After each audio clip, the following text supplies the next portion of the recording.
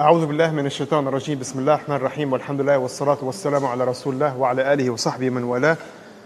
We ask Allah subhanahu wa ta'ala to help us recognize the truth and help us follow it, and to help us recognize the falsehood and help us avoid it. We ask Allah subhanahu wa ta'ala to make the best of our deeds, the last ones that we do, and the best of our days, the day that we shall meet Him. Assalamu alaikum wa rahmatullahi wa barakatuh. We're still discussing the big fitna that happened at the time of the Sahaba alayhim ridwanullah. And of course, talking about this big fitna, I think we cannot ignore the fitna that the ummah is going through today. We don't want just that to be a story actually, but we want to try to get some lessons. And subhanAllah, every time events like that pass by, it reminds me of a specific hadith by the Prophet ﷺ that is very relevant to the fitna. One particular hadith that comes to my mind, a beautiful hadith like all the hadith of the Prophet ﷺ.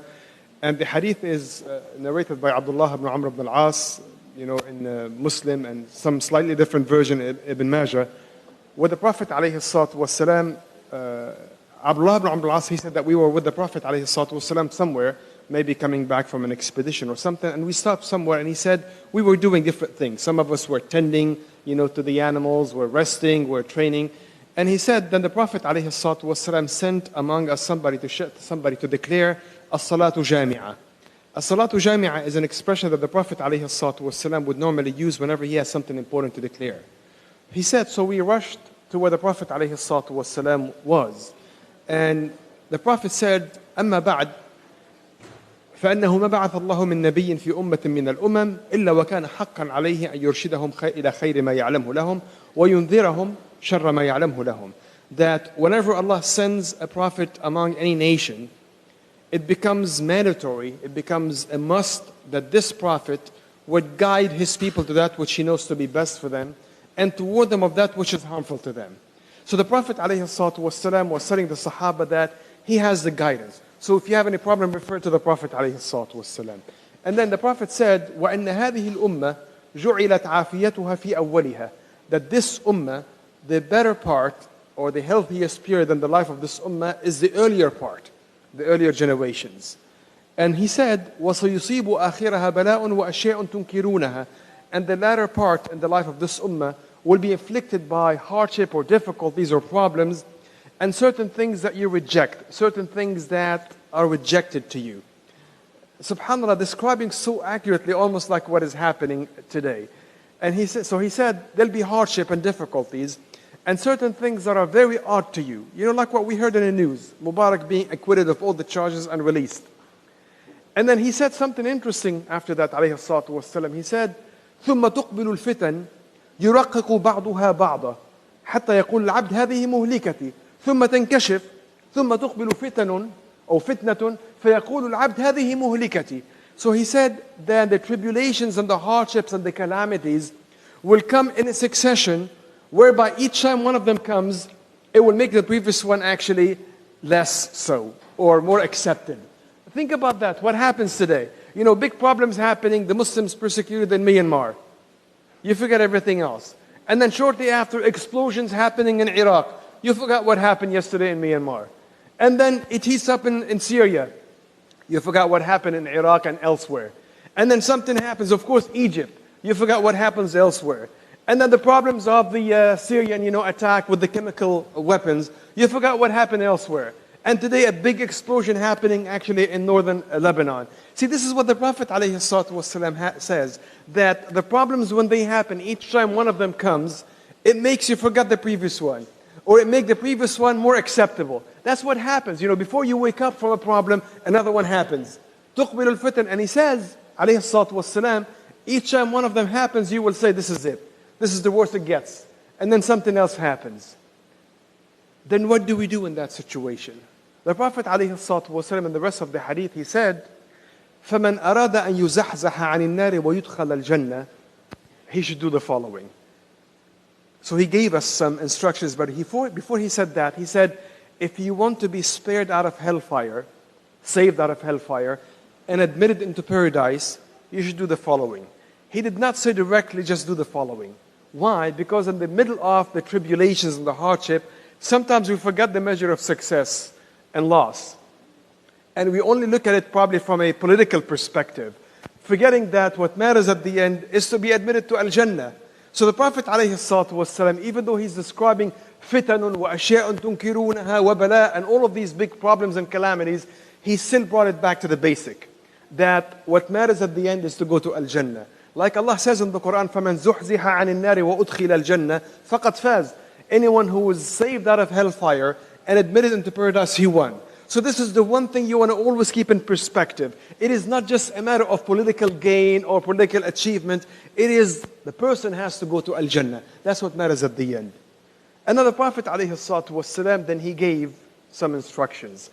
So he said first, فَلْتَأْتِهِ مَنِيَّتُهُ وَهُوَ يُؤْمِنُ بِاللَّهِ وَالْيَوْمِ الْآخِرِ وَلْيَأْتِ إِلَى النَّاسِ الَّذِي يُحِبُّ أَنْ يُؤْتَ إِلَيْهِ وَمَنْ بَايَعَ مِنْكُمْ إِمَامًا فَأَعْطَاهُ صَفْقَةَ يَدِهِ وَثَمَرَةَ فُؤَادِهِ فَلْيُطِعْهُ مَا اسْتَطَاعَ. He said, first, you should not die except believing in Allah and the last day. What is the place of that in the middle of the tribulations? Because subhanAllah, sometimes in the middle of these problems and fitnas and hardship and difficulties and tribulations, sometimes the person's belief becomes shaky. And the person starts questioning things. So here the Prophet ﷺ, he's saying to us, then don't let that get to you. No matter what happens, you don't want to die except believing in Allah and the last day. You know, something similar happened at the time of the Sahaba alayhim ridwanillah, at the height of the years of oppression in the Mecca period. Then Khabbab al-Arat comes to the Prophet ﷺ. The Prophet sitting by the Kaaba, and Khabbab was one of those most tortured, by the way, among the Sahaba. Ya Rasulullah, ألا تدعو لنا, ألا تستنصر لنا. Ya Rasulullah, why don't you make dua for us? Why don't you ask Allah to give us victory?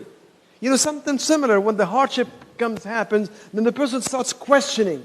And his belief, person's belief starts getting shaky. And the Prophet ﷺ gave him the good news. First, he told him that in the earlier nations, there were even more difficulties. But he told him the good news that there will be times where things will change and everything in Islam would spread. And he said, but you're so impatient. ﷺ. You know, try to think in the context of what happened at that time with what's happening today. Now, if Allah subhanahu wa ta'ala were to destroy the enemies of the Prophet, he's the Prophet, it doesn't get any better than that. The Prophet and the Sahaba alayhim ridwanillah. If the Prophet were to destroy the enemies of the Prophet, if Allah were to destroy the enemies of the Prophet at that time, what would have happened? Whoever was Muslim at that time would be the only Muslims, right? That's it. This will be the end of it. But look what happened later on. Hamza became Muslim. Umar became Muslim. Khalid became Muslim. Safwan became Muslim. Ikrim ibn Abi Jahl became Muslim. Abu Sufyan became Muslim. And Islam became just widely spread. So Allah subhanahu wa ta'ala has His wisdom. Meanwhile, we have to be tolerant of the hardship. I'm not saying that we're happy with it. No, we make dua to Allah subhanahu wa ta'ala to relieve the hardship. And we try to work toward alleviating any problem. But we accept the wisdom of Allah subhanahu wa ta'ala. That's why, despite everything, despite the bala'un wa ashya'un tunkirunaha, despite the fitan yuraqiqu ba'duha ba'da, what the Prophet said, you want to make sure that your belief remains intact. Despite everything, you don't want to have doubt in the wisdom of Allah subhanahu wa ta'ala despite the difficulties. Otherwise, the problem will be bigger and much bigger. And then after that, the Prophet ﷺ said something also interesting. SubhanAllah, this hadith, I've read it so many times. But each time I read it, something new actually comes up. That's why this is the words of the Prophet ﷺ. As Allah says, مَا يَنْطِقُ عَنِ الْهَوَى. He does not speak out of his own desires, ﷺ. He says, وَلْيَأْتِ إِلَى النَّاسِ الَّذِي يُحِبُّ أَن يُؤْتَى إِلَيْهِ. He should treat people in the way that he likes them to treat him. Try to understand that in the context of the fitna specifically. Look what's happening today. I mean, of course, what's happening in Syria clearly, but I think it becomes probably clearer when you look at the situation in Egypt. By the way, I'm not going to talk about one side or the other. Even though, I'm more leaning toward one more so than the others, but I'm not completely on one side or the other. But the problem here is try to understand that in the context of what is happening today. With the Prophet ﷺ, in the middle of the fitnas and the hardship, he said, treat others the way you like them to treat you. SubhanAllah, think about it again. A lot of the time, now here the Prophet mentioned problems of the Ummah, he mentioned individual assignments, ﷺ, which means at least, well, even if I cannot contribute to the solution of the problem, I should not aggravate the situation and make it even worse. You know how sometimes we bring these problems into our own household. She is pro-Morsi, he is pro-Sisi, and something like that. And big problems and divisions started even happening within the same families. La wallahi, this way we're making it even worse. We're adding to the problem instead of actually contributing to the solution. And that's what's happening. Here the Prophet is saying that you should treat people the way you like them to treat you. In other words, giving in sometimes. We don't have to reduce the other to his political views and his political opinions. And that's what happens sometimes. We forget everything else and we define that brother or that sister by that particular political opinion. As if nothing happens. Yeah, those are your brothers and sisters. Don't forget that. And don't forget everything else and reduce them into who they're supporting, this person or that side or that side. Even, again, I'm not saying that you have to cancel your own opinion. Every person is entitled to his own views. But if you think about it, most of that is more academic in nature for us as far as we're concerned. I mean, the most we can do is post something on Facebook or make a certain statement, and that's it. But then, with doing that, sometimes we create problems. Again, a person still has to express her views or his views, but not to use that as an element of divisions. That's why in the middle of the big fitna, the Prophet ﷺ is saying that treat them the way you like them to treat you. In other words, even though sometimes giving in the argument, I don't have to win an argument. So what at the end?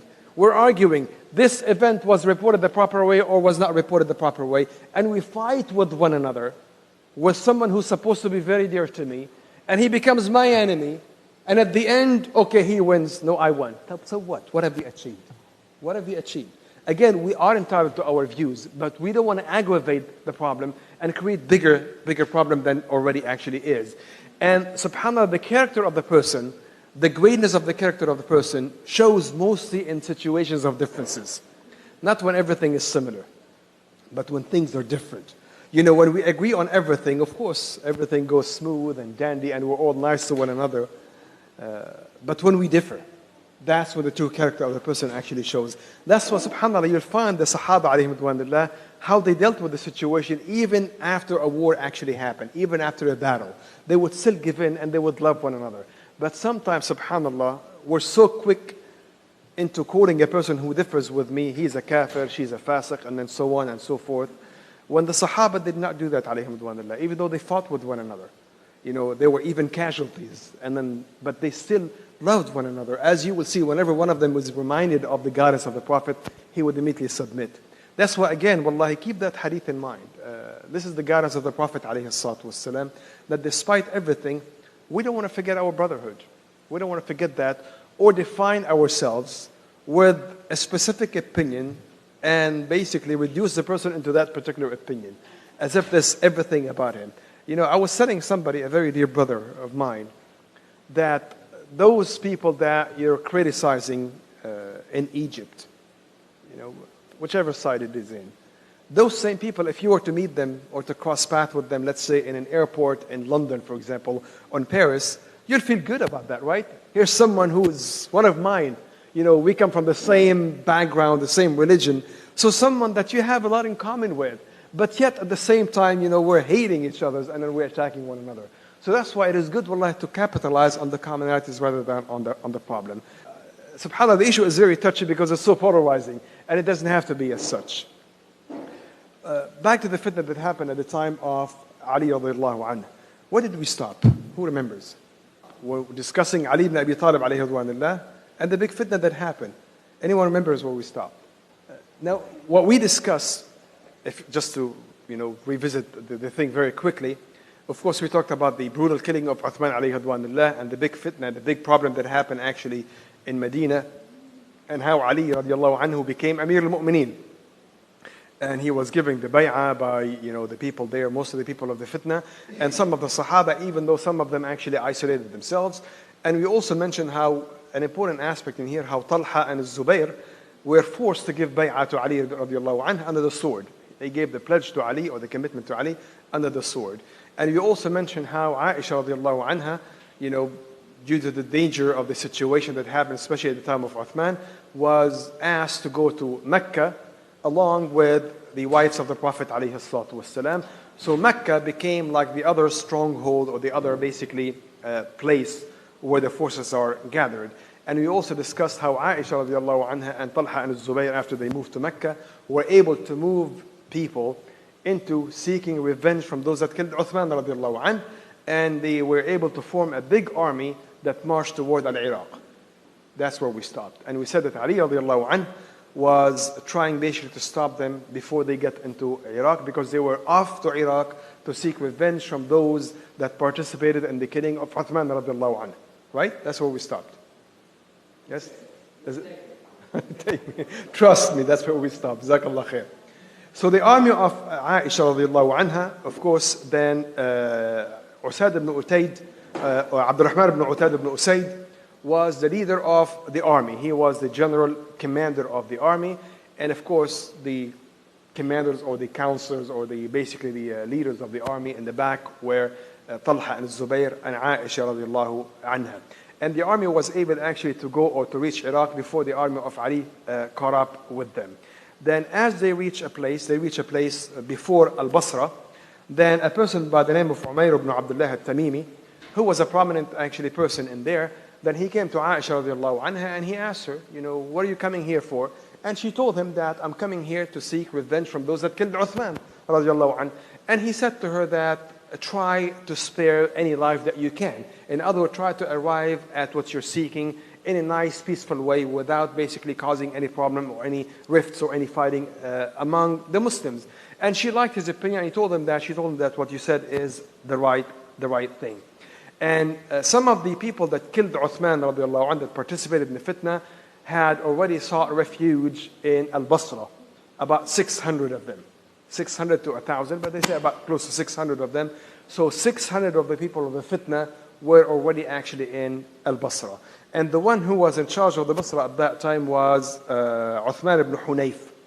Uthman ibn Hunayf, alayhi radwanullah, despite the fact that Al-Basra has not basically given clear pledge to Ali, he wanted to make sure that the army of Aisha does not come and then do whatever they wish without any control or accountability. That's what he did. He basically tried to stop them. So he formed a small army and he camped on the outskirts of Al-Basra to prevent the army of Aisha, Talha and Zubayr from coming in and doing as they wish. Then Talha alayhi radwanullah and the armies were very close together, both armies, so they could hear one another. Then Talha alayhi radwanullah stood up and he started speaking to the people, to all of them, both armies, and then saying to them that we came seeking refuge or we came seeking revenge from those that killed Uthman, and we want the punishment, and then Ali cannot do that. So the people basically that supported him, they said sadaqt, and the other people said kadhabta wa fajart, that what you said is a lie. And the same thing also Zubayr alayhi radwanullah stood up and repeated the same thing. We're coming seeking revenge from those that killed Uthman. And also some people told him sadaqt, and some people told him, kadhabta wa fajart, that you lied. And a big, chaos had happened. And then at that time, Aisha alayhi radwanullah, and she used to have a very loud voice. So she stood up again behind a veil and she started speaking to the people, saying exactly the same thing. That repeating what happened, that the sacred blood was shed in the sacred place and the sacred month, and the sacred, and she started reminding them of what happened to Uthman bin Affan radiallahu anh. Then the army of Uthman, again here talking about Uthman ibn Hanif, split into two parts. Some of them basically took sides with Aisha, the other one remained who they are. Now, Hakim ibn Jabala, who was a thief, he was one of the people of the fitna basically, and he was one that forced Talha or Zubayr, I forgot. He's the one that forced them basically to give the pledge. He was in the other army, the army of Uthman ibn Hanif. So basically, he was concerned that if they arrive to any peaceful solution after or through negotiation, then they will be the ones to lose. I mean, obviously, if they were able to arrive to an agreement, who would lose? The people of the fitna. And he was one of the leaders of the people of the fitna. So what he decided to do, before even Uthman ibn Hanif gave the command to his own army to start fighting, then Hakim ibn Jabal started fighting himself, along with the people of the fitna. Then he ordered the attack on the army of Aisha radiallahu anha. Like that, without any warning. Now Aisha radiallahu anha, she gave the command to abstain. She said, we do not fight. We do not want to fight. We did not come here actually to fight. But yet Hakim ibn Jabala and his forces kept on attacking. Then Aisha said then defend. Do not attack, just defend. And then shortly after that, then Aisha radiallahu anha, she started actually consulting those with her. And they consulted with her is to move the army back. So basically to pull out and to camp somewhere else. Again, to avoid any attack from Hakim ibn Jabala and his forces, because they were not coming there to fight. And that's exactly what happened. So Aisha and Talha and Zubayr took the army and they moved somewhere else to avoid the fighting. And again, they were able to avoid the fighting actually temporarily until Hakim ibn Jabala alayhi radwanullah found out where they were, and again he followed them and it started the attack again. And this is the battle of Al-Basra. And there were some people, or at least the beginning of it, some people that were killed from the army of Hakim ibn Jabala, and some people wounded from the army of Aisha. The army of Aisha was much bigger. So they were able to defend and to ward off some of the fighting. And then, again, despite everything, Aisha alayhi radwanullah and Talha ibn Zubayr, they asked that do not fight and pull back. Any fighting to be avoided should be done that. And then Hakim ibn Jabala again did not give up. Then he attacked again, and that's when the army of Aisha basically almost like won the whole battle. And Aisha alayhi radwanullah asked for any negotiation. Again, they were not coming. This is the battle of Al-Basra. They were not coming for a fight. They were coming for those that killed Uthman. And what happened, Aisha radiallahu anha, so we have the army of Aisha on one side and the army of Uthman ibn Hanif on the other side. So then Uthman ibn Hanif alayhi radwanullah, he asked that, what did you come here for? Didn't you give the pledge to Ali radiallahu anhu? And Talha and Zubayr said that we gave the pledge to Ali under the sword. So we were forced to give the pledge to Ali radiallahu anhu. And here the argument now started, or the discussion, or the element of discussion becomes, did they give the pledge to Ali willingly, or were they forced to do that? So they told Uthman ibn Hanif that if you find out that we were forced to give the pledge to Ali, what would you do? He says, then whatever you decide, I'll go with you. And he said to them, then if we find out that you gave the pledge willingly, then whatever we decide, you'll have to accept. And this was the agreement. So the agreement is, all depends on whether Ali radiallahu anhu or whether then Talha and Zubayr gave the pledge to Ali willingly or they were forced to do that. And they sent a messenger, which was the judge of Al-Basra, his name is Ka'b ibn Sur, to Medina to check that you were to go there and then check basically whether the pledge was given willingly or they were given forcefully. Then Ka'b ibn Sur, when he entered Medina, he asked, people that, what was the pledge of Talha and Zubayr?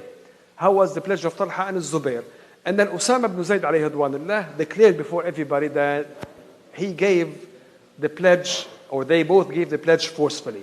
So they were given the pledge forcefully. They were not doing that, or they were not given the choice of doing it otherwise. And then at that time, then the people of the fitna who were still in Medina, they tried to attack Usama alayhi radwanullah. Then the Sahaba defended him. So now Ka'b ibn Sur basically took that information and he went back toward Al-Basra to tell them of what happened. Meanwhile, a person by the name of Suhail ibn Hanif, he sent the news to Ali ibn Abi Talib that the army of Aisha is here, and they were basically trying to control the situation. Then Ali ibn Abi Talib sent a message with Suhail ibn Hanif telling them that Talha and Zubayr, they gave the pledge. Yes, they gave the pledge, even if they gave it forcefully. But who did they give the pledge for? They gave it to somebody, basically, who's honorable, and the Jama'ah of the Muslims. So they did not give it to somebody who's an enemy. And he said that, what is the purpose of them going there? Is it that they're trying to take over the Khilafah, or they want the punishment from those that killed Uthman? If they want that, that's what I'm seeking myself. Now, so we have two messages going back now. The message going back with Ka'b ibn Sur, saying that they took the pledge under the sword, and the other one from Suhail, from Ali ibn Abi Talib, that it still not justifies what they did. The message of Ali came first, before the other one. So what happened at that time, then Uthman, he asked the people that you do not participate. That's it. We took that stand. And then the army of Aisha decided not to accept that. And the people of the fitna, when they found out the gravity of the situation, then they waged an all attack. At that time, then Talha and Zubayr alayhi radwanullah, at that time they gave the command to fight back. And the big battle happened until eventually the army of Aisha radiallahu anha was able to win the battle. And still they said to everybody that we're just coming here to seek revenge from those that killed Uthman. So if you just submit or surrender to us, those that killed Uthman will be done. Everything will be finished. And truly that's what happened. Then the different tribes gave their own people who participated in the fitna to the army of Aisha radiallahu anha, 600 of them, and all 600 were executed because of their participation with the killing of Uthman. Except one person, his name is Al-Hurqus ibn Zuhair, of the 600, so they said like 600 less one, so 599. His own tribe basically decided to defend him. And his tribe of 6,000. So now the army basically took revenge from 599, except this one. So what should they do? Should they get to him through the 6,000 or not? Then at that time, during that time, of course, the people that have the control was the army of Aisha, Talha, and Zubayr. And they wanted to be the one leading the salat actually in the main masjid at that time. Then Talha and Zubayr, they asked Abdurrahman ibn Utad ibn Usayd to pray among the people. Then the army of, or the guards of Uthman ibn Hanif refused that. So some people went basically and attacked from the army of Talha and Zubayr, and they attacked Uthman ibn Hanif. He says they even insulted him and they plucked his beard. So they offended him physically, morally, in every which way. And then Aisha alayhi radwanullah, when she heard of that, she felt really bad about it, and she said, you just let him go wherever he wants. Then Uthman went back to Ali ibn Abi Talib radiallahu anhu and explained to him the situation, and Ali radiallahu anhu, he said, الآن حل قتالهم, that now it is legitimate to fight them. So now they're taking over and they're doing that. But subhanAllah, try to think of what's happening now in light of what happened at that time. Now obviously, the people that did that to Uthman bin Affan radiallahu, Uthman ibn Hanif radiallahu anhu, they neither represent Aisha, nor Talha, nor Zubayr, nor the other Sahaba alayhim radwanullah. So you always have some people that do things or practice certain things of the sort, and as such basically bring the wrath over the whole camp or the whole side, and that's exactly actually what happened. So Ali radiallahu anh, he was able basically to gather a force of 10,000 and then march toward Al-Basra to subdue the people of, the army of Aisha alayhi radwanullah. And he was able to bring different people and different people that supported him. And the people of the Kufa sent him basically 10,000 people. So now the big army of Ali radiallahu anh is marching toward the big army of Aisha radiallahu anha to subdue them and then to force them into doing that. And then before anything started, then Ali radiallahu anh sent somebody to negotiate with the army of Aisha. And they sent somebody who was very skilled and somebody who was known to be a great person, and this was Al-Qa'qa' ibn Amr al-Tamimi. Al-Qa'qa' ibn Amr al-Tamimi alayhi radwanullah, when he met Aisha, I'm going to read actually what he says. He met Aisha radiallahu anha and he greeted her and he said, "Oh mother of mine, what brought you here? What brings you here?" And she told, because she's Amir al-Mu'mineen. And she said that, "Oh son of mine, what brought me here is islahun bayn al-nas. I'm trying to bring reconciliation and betterment among the people." And he said to her, "Then send for Talha and Zubayr until all of you actually listen to what I had to say." So she sent for both of them, and she brought them. And Al-Qa'qa' said to Talha and Zubayr, he said to them, that I asked Aisha alayha radwanullah, our mother, what brought you here? And she said, islahun bayn al-nas. Is this the same reason that brings you here? And they said, yes. We're not seeking any mischief. We're good doers. We're trying to bring something good actually in here. So he said, alayhi radwanullah, Al-Qa'qa' said to them, that tells me, you both, all of you tell me, how is that islah possible? How are you expressing that islah? And he said that if we know that you're doing or you're seeking an islah, then all of us actually are seeking a betterment. All of us are seeking something good.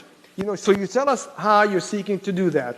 If you're seeking something good, all of us are seeking that. But let me ask you, when you killed the 600 people, he said to them that before you killed them, you were closer to Allah subhanahu wa ta'ala than after you killed them. And now you have this Al-Hurqus who was defended by 6,000 people. So you won't get to him until you kill 6,000. Is this what you're after? Is this what you're seeking? Just killing people until you get to those people, regardless of what the consequences are. And he said, if that's what you're seeking, wallahi, it will be a worse day than the day Uthman was killed. So they said to him, then what do you suggest?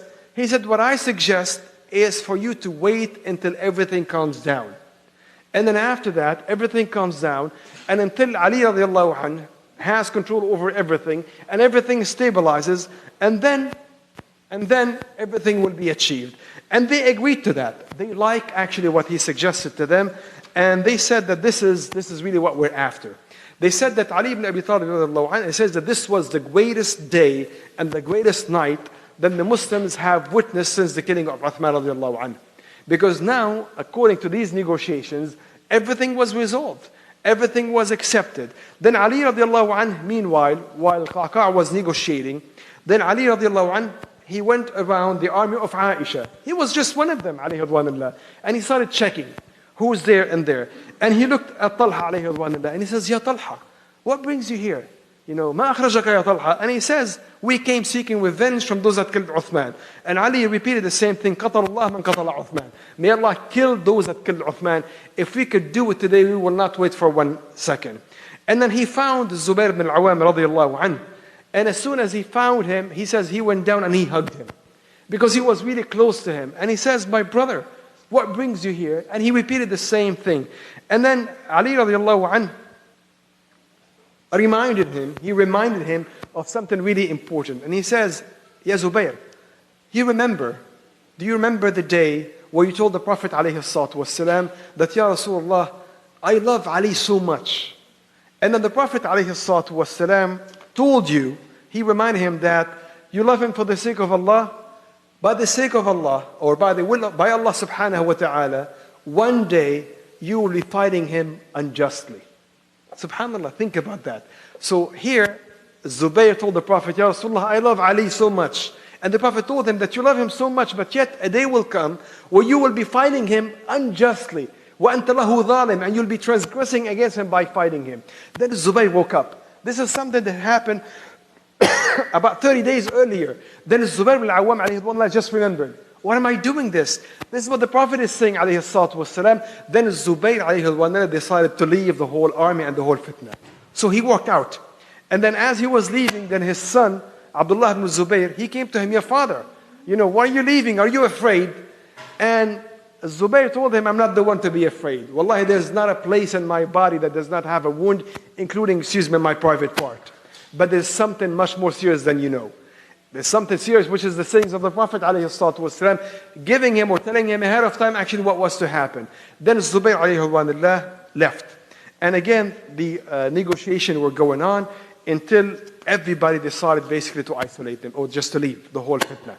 And Ali radiallahu anhu, he said that tomorrow I'll be leaving back. And Aisha alayhi also gave the command that everybody was to leave back.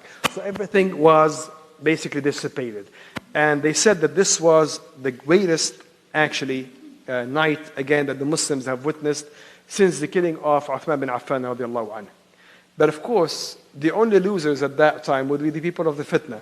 That's when Al-Ashtar al-Nukha'i and Abdullah ibn Saba, he said that if people unite together, meaning if the Muslims unite together, it will be your loss. It will be your failure. That's what they decided to do in the morning, early in the morning before Fajr. They decided to send people to both armies and to kill people in the middle of the night on both sides. Then each army thought that we were being stabbed in the back. That's what happened. Everything was being dissipated until the people of the fitna, went and they killed people on both sides, because they said, if they unite, you'll be losing.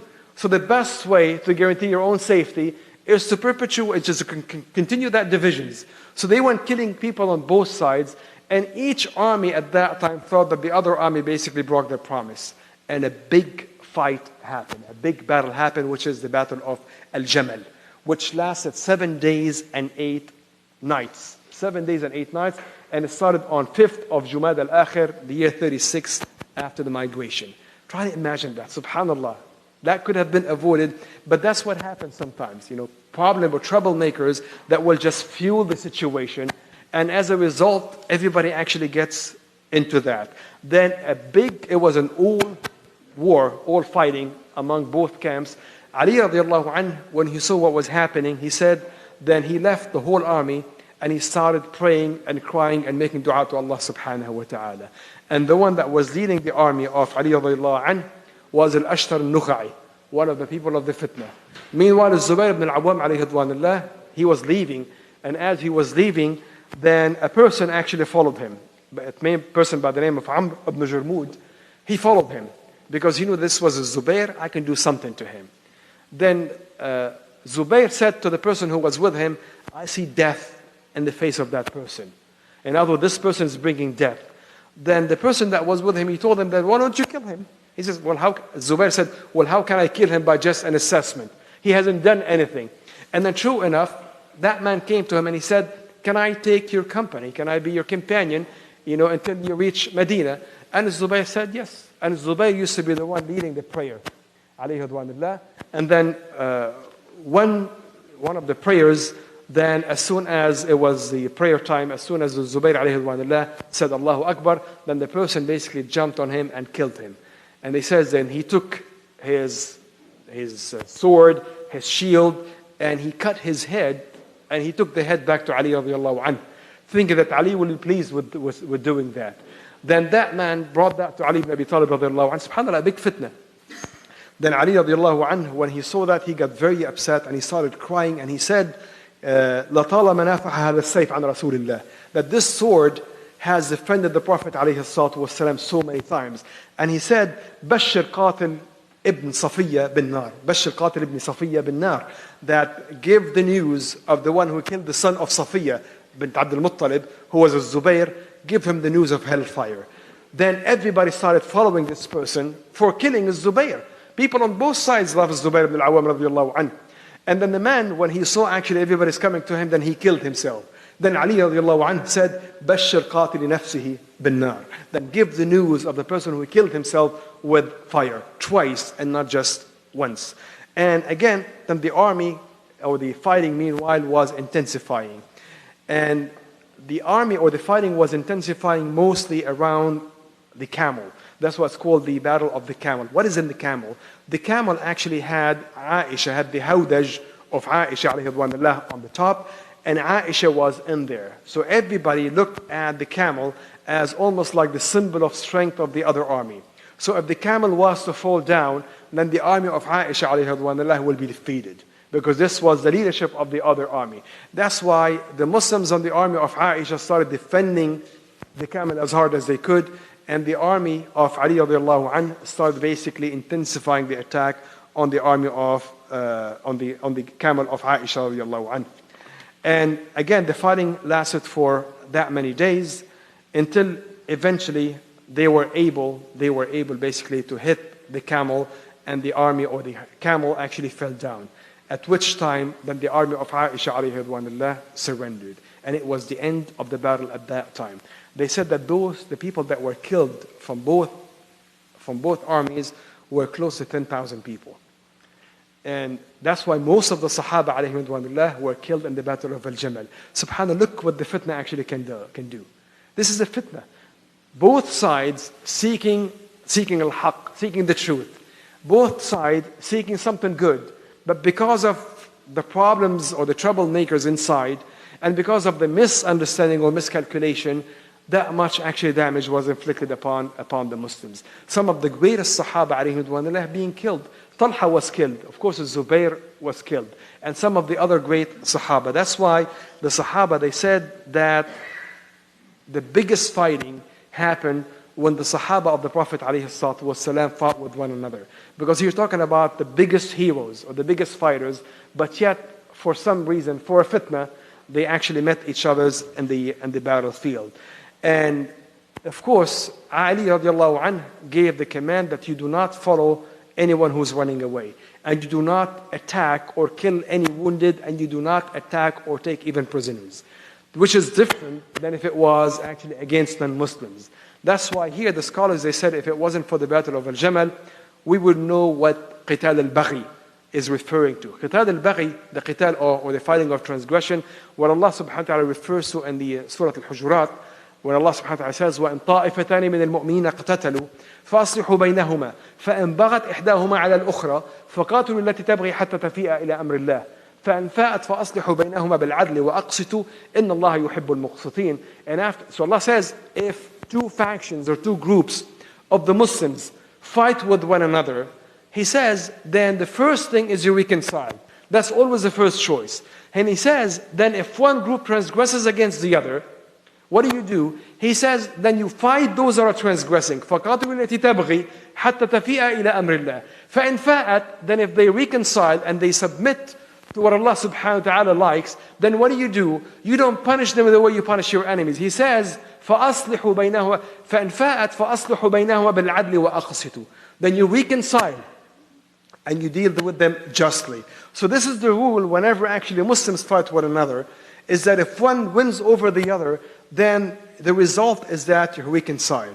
And Allah says, فَإِنَّ اللَّهَ يُحِبُّ الْمُقْسِطِينَ. And then after Allah subhanahu wa ta'ala says, إِنَّمَا الْمُؤْمِنُونَ إِخْوَةٌ فَأَصْلِحُوا بَيْنَ أَخَوَيْكُمْ فَأَصْلِحُوا بَيْنَ أَخَوَيْكُمْ وَاتَّقُوا اللَّهَ لَعَلَّكُمْ تُرْحَمُونَ أو لَعَلَّكُمْ تُرْحَمُونَ. Allah says that indeed the believers are brothers to one another. So you reconcile among your brothers and you fear Allah subhanahu wa ta'ala so you may attain the mercy of Allah subhanahu wa ta'ala. So this is the rule. This is the rule of what happened. So Ali radiallahu anhu, after this battle happened, he started going around and checking the Sahaba alayhi ridwanullah, and he looked and he found Talha alayhi ridwanullah dead. And he went down and he put his head on his thigh and he started crying and hugging him. And he says, يَعِزُّ عَلَيْكَ يَا أَبَا مُحَمَّدٍ يَعُزُّ عَلَيَّ يَا أَبَا مُحَمَّدٍ أَنْ أَرَاكَ مُجَدَّلًا بِدَمِكَ. He says, وَوَاللَّهِ إِنِّي لَأَسْأَلُ اللَّهَ سُبْحَانَهُ وَتَعَالَى أَنْ أَكُونَ وَإِيَّاكَ رَفِيقَيْنِ فِي الْجَنَّةِ. He says, it breaks my heart to see you basically covered with your blood. And wallahi, I love you and I ask Allah subhanahu wa ta'ala for me to, and I ask Allah subhanahu wa ta'ala to be your companion in Al-Jannah, despite everything. Subhanallah. That's why some of the people, they said, it is not some of the people in the army of Ali, these small-minded people, it is not fair for them to go to Al-Jannah after they fight us. And Ali radiallahu anhu, he asked him to be quiet. He says, that's what the Prophet alayhi salatu wasalam said. The Prophet foretold that the Muslims will be fighting about the Sahaba. And he says, then da'wahum wahida. Their cause is one. So both of them are seeking the truth despite everything. And he started going around and then seeing the different people. And he saw Abdullah ibn Zubayr still wounded. And he hugged him and he says, "O son of mine," or what brings you here? And he told them, we came seeking revenge from those that killed Uthman. The same cause. And this is really what they were there for. They were not there to fight over power with Ali ibn Abi Talib, but for that. Then the people of the fitna, they started asking Ali that, we want their wealth because they were fighting us and we want the battle. We want their women and we want their money, we want their wealth. We want to take over the way we do in any battle. And Ali ibn Abi Talib, of course, he's explaining to them that these are Muslims. It's not the same thing. That's why when you fight Muslims, you do not take over their wealth, their money, and sabaya, their women, and all of these things. And Ali ibn Abi Talib wanted to teach them a lesson. So he gathered them. He says, okay, that's fine. You want their women to be yours. Who among you will take al-Mu'mineen Aisha radiallahu anha? Subhanallah, think about that. He says, then at that time they woke up and they started crying. This is the wife of the Prophet alayhi salatu wasalam. That's why he was teaching them that this is the way you deal with it. And then he went to Aisha radiallahu anha, who was in the hawdaj, still actually covered in there. And he said to her, peace be upon you, O mother of mine. And she said to him, wa alayka as-salam ya bunay. That salam, wa alaykum as-salam, O son of mine. And he said to her, are you pleased with me? Aradiyatun anni anti. Are you pleased with me? And she said, yes, I'm pleased and happy with you. And he said to her, may Allah forgive us and yourself. And she said to him, may Allah forgive us and yourself. And then he asked her son to take her back actually to Medina and under the protection with all of that.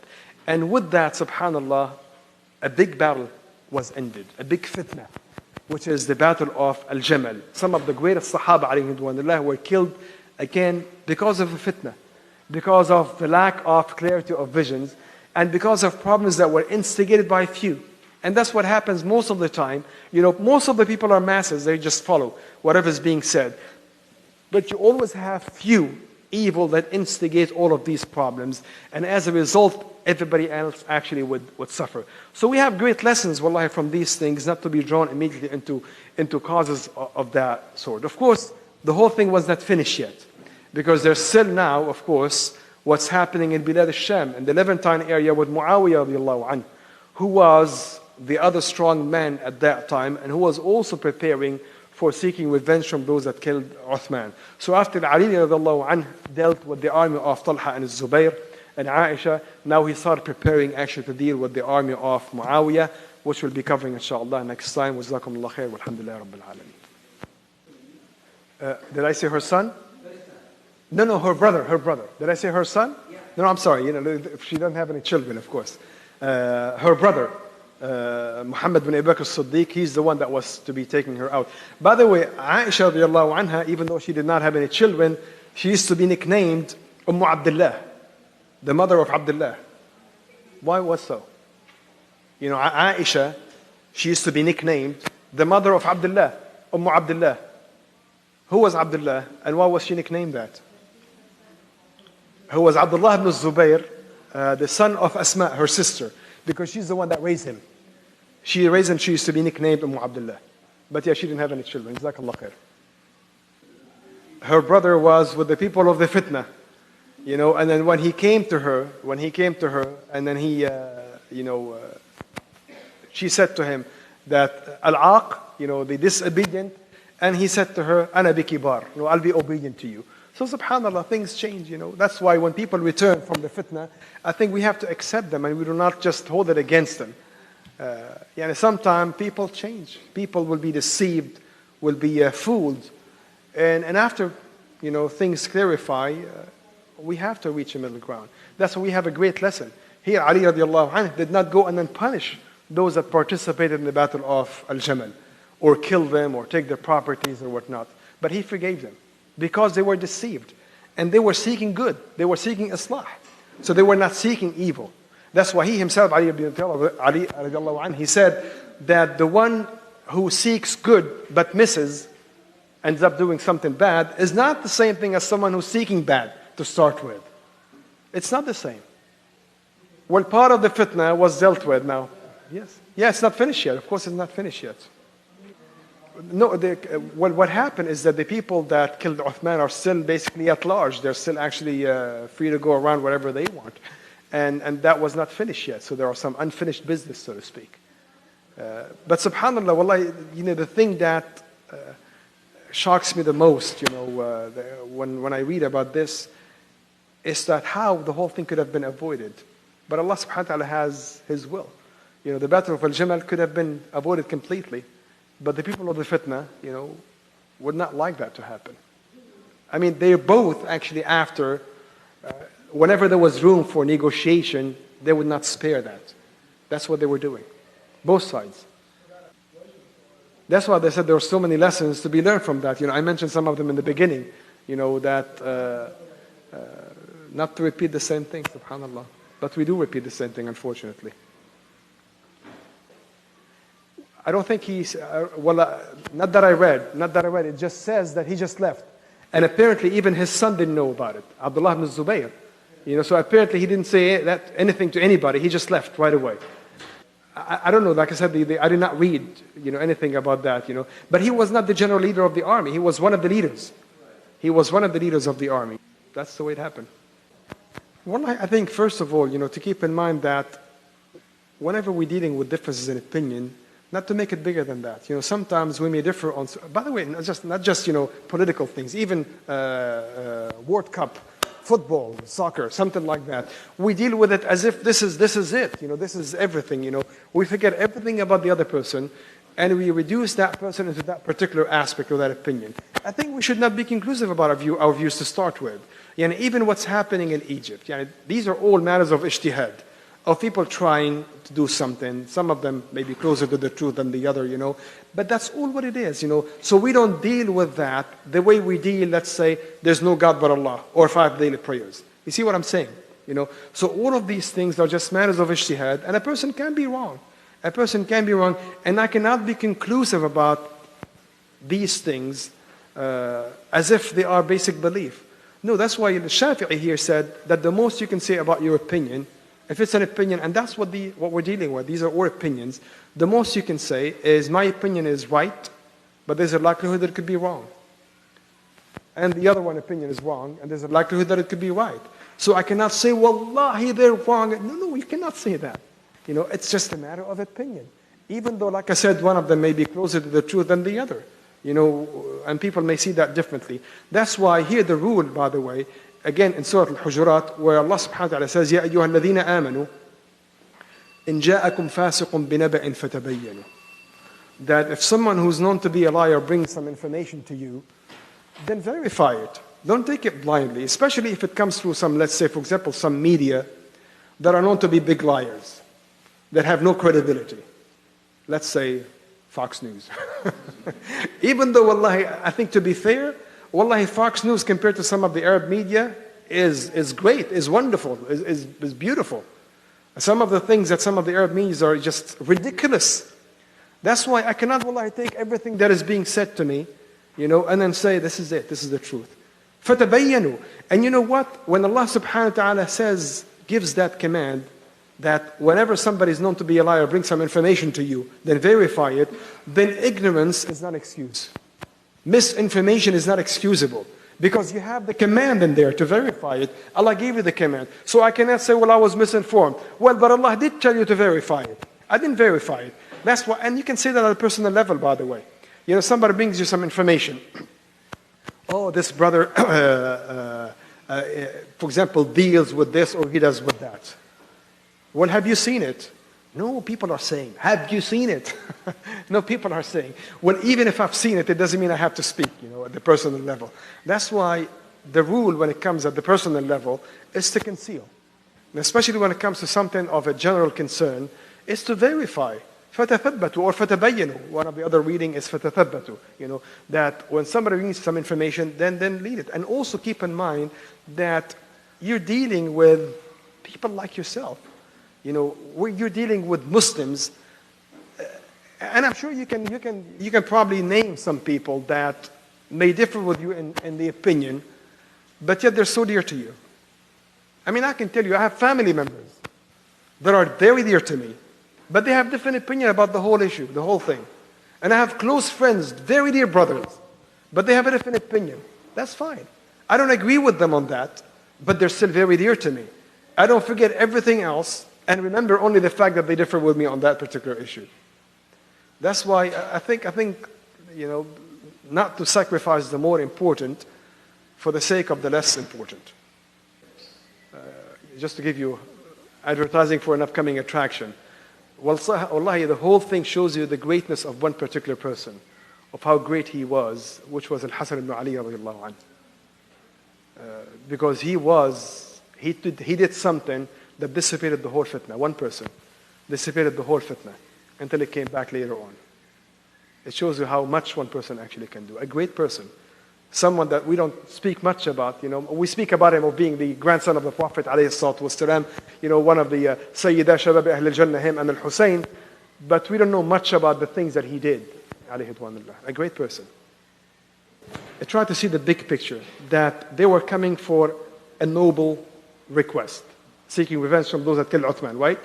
And they were willing to negotiate. That's why even before the Battle of Al-Basra happened, they tried their best to avoid any fighting. Until the other guy actually, Hakim al-Mujabbala kept on fighting and attacking, and they even changed their camp, changed the location of their own army to do that. But he kept on coming afterward. Even when Al-Qa'qa' ibn Amr al-Tamimi came to them with a negotiation, they were willing to negotiate and they accepted. And they said, yes, okay, we'll go back. Because their goal is not to take power over or away from Ali radiallahu anh. Their goal is to seek revenge from those that killed Uthman. That's why when he said to them, no, let it calm down for now, and we'll discuss it later on. Once everything stabilizes, they agreed to that. And they were going back. And the interesting thing is that Ali radiallahu anh, to show that he was starting to get strong against the people of the fitna, he said, we're going back, and anyone that participated in the killing of Uthman should not go back with me. So he started to take things in his own hands. So in a way, everything was going nice in the right direction until You know, the killing that happened before Fajr. That's what happened. That's what happened. Yeah, Lashtar al-Nukhai. Yeah. He was that, and that's the way it was, by the way. And that was one of the criticism of the other side to Ali, is that most of your army is the people of the fitna. And Lashtar al-Nukhai was known to be a very good leader, very good fighter. Yeah, that's the way it was. Fitna, what can you say? Subhanallah. I mean, each person or each side can find a justification to their actions by looking at a partial truth or a partial aspect of what's going on. And that's what happens. That's what happens.